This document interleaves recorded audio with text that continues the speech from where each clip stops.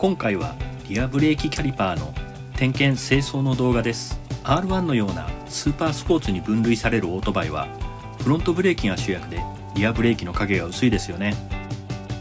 カタログでもフロントブレーキは 320mm ダブルディスク、タイプ高4ピストンモノブロックとか派手なスペックが宣伝されていますが、リアブレーキはというとピンスライド方式の一言で終わっていたりします。そんな影の薄いリアブレーキにも使いどころがあって私はよく使っています。どんな時に使うかというと、街乗りでの低速走行時や展開時、信号での停車時に使います。低速走行時や展開時はリアブレーキを引きずるように使うと安定して走行することができます。また信号で止まる時もフロントブレーキを使用するとフロントが沈み込んで不安定になることってありますよね。そんな時こそリアブレーキの出番です。リアブレーキがしっかり効くようにメンテナンスしましょう。メンテナンスの前に R1 のリアブレーキの構造を確認しましょう。 R1 のリアブレーキはピンスライド方式です。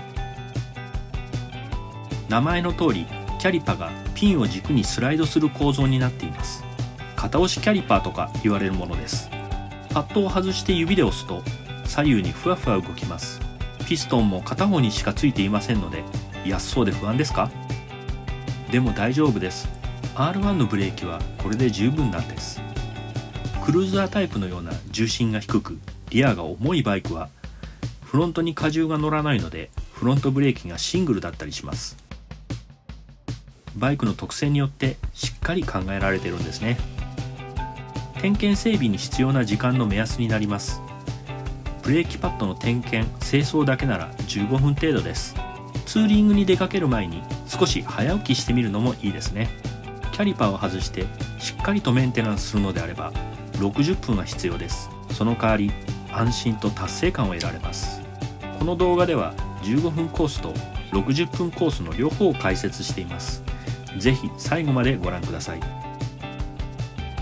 点検清掃に必要な工具は以下となります。トルクレンチは必須です。